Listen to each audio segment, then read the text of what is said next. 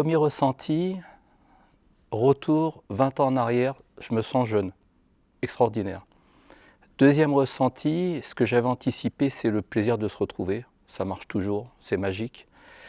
Et troisième ressenti, il y a une vraie communauté de chefs de village. C'est incroyable. J'écoutais Dario juste avant. C'est comme si on s'était vu hier, quoi. Et quand on était au club, on le disait déjà. Et je crois qu'on a quelque chose dans notre ADN qui, dans le temps, ne s'efface pas. Et chaque fois qu'on est entre nous, ça revient tout de suite. Magique. J'ai raconté une que j'ai racontée, je crois, à personne, parce qu'elle est très, très personnelle. Je viens d'être nommé chef de village, premier village, Djerba la Fidèle. Et comme je suis un perfectionniste, un chiant dans le détail, dans la précision, première arrivée de GM, je prépare tout, mon village est parfait, mon équipe est prête. Et puis c'est le premier jour et je stresse. Donc je décide de partir à l'aéroport, voir comment tout était en place et faire la première arrivée, premier avion et tout. Premier avion arrive, premier GM, tout se passe bien. Je me dis c'est bon, ils vont monter dans le bus, je prends la voiture, je pars au village pour mettre tout le monde en place, que tout soit parfait. Et je pars et je dis putain c'est extraordinaire, la vie de chef de village, c'est merveilleux, je me sens bien, je suis heureux, j'ai toujours rêvé d'être chef de village. Et je me perds. Je suis à Djerba, sur l'île, et je sais plus où je suis, et en plus je suis dyslexique. Donc je ne sais plus si je roule dans le bon sens, je ne sais plus où est ma droite, ma gauche, machin. Je cherche des panneaux, ah putain, je trouve des panneaux de la route, j'arrive, tout est écrit en arabe.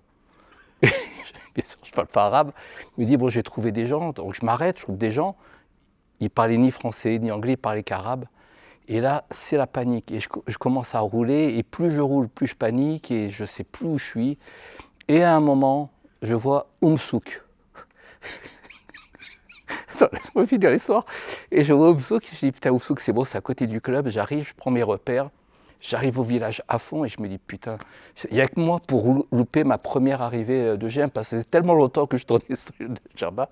Je me suis dit, ils ont déjà fait la conférence d'information, j'arrive à fond sur le parking, je vois un petit groupe de géo et tout, j'arrive, ils sont où les GM et tout. Et le mec il me regarde, il me dit mais ils arrivent que dans une demi-heure, calme-toi. Rideau. Et puis après, bon, la saison a commencé. Donc voilà, ça, c'est des trucs qui arrivent qu'à moi. Et quand je le raconte, tu vois, je suis encore dans cet état de panique et ça me fait toujours autant rire. T'en as une autre à nous raconter comme ça? Elle est drôle. J'en ai une autre, mais elle n'est pas de moi. Mais c'est mon histoire préférée du club. Donc c'est une histoire qu'on m'a racontée, qui m'a fait mes rires, et à chaque fois que je la raconte, des fois j'ai du mal à la finir. C'est dans un village, je ne me souviens plus lequel, et chef de village, il veut impressionner ses GM, comme toujours.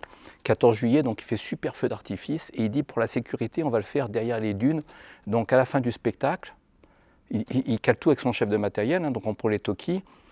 J'envoie les géos avec les GM, donc ils passent les dunes, on installe tout le monde. Une fois que tout le monde est installé, je t'envoie le message pour déclencher le feu d'artifice, et à ce moment-là, t'envoies. Donc, fin du spectacle, cher GM, on a un super feu d'artifice et tout, ils envoient tous les GM, ils envoient tout. Le chef de village, quand tout le monde est installé, il dit au chef de matériel, je ne sais plus quel était le code, vas-y, envoie le feu d'artifice. Une fois, rien, deux fois, vas-y, envoie le feu d'artifice. Et là, quelqu'un lui tape sur l'épaule. Il se retourne, il voit le chef de matériel. Il dit, mais qu'est-ce que tu fous là? Tu devrais être là-bas envoyer le feu d'artifice. L'autre, il regarde, il dit, mais tu m'as déjà dit de l'envoyer. Tout à l'heure, j'ai tout envoyé. Le mec, il a tiré le fer d'artifice. Pendant le spectacle, il n'y avait personne. Et le mec, il a tout tiré. Personne ne l'a vu. Tous les GM étaient installés en train d'attendre. Grand moment de solitude. Ça, c'est mon histoire préférée. Putain, j'ai adoré cette histoire. Et ça fait toujours rire. Comme chef de village, donc au club, parce que j'aurais dit la naissance de mes enfants, mais au club, je pense que c'est le soir où j'ai été nommé chef de village.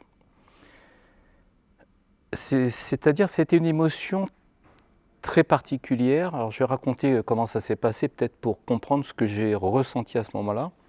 Donc, c'est un jour religieux, Kippour. Donc, je suis à Vittel, je fais Kippour.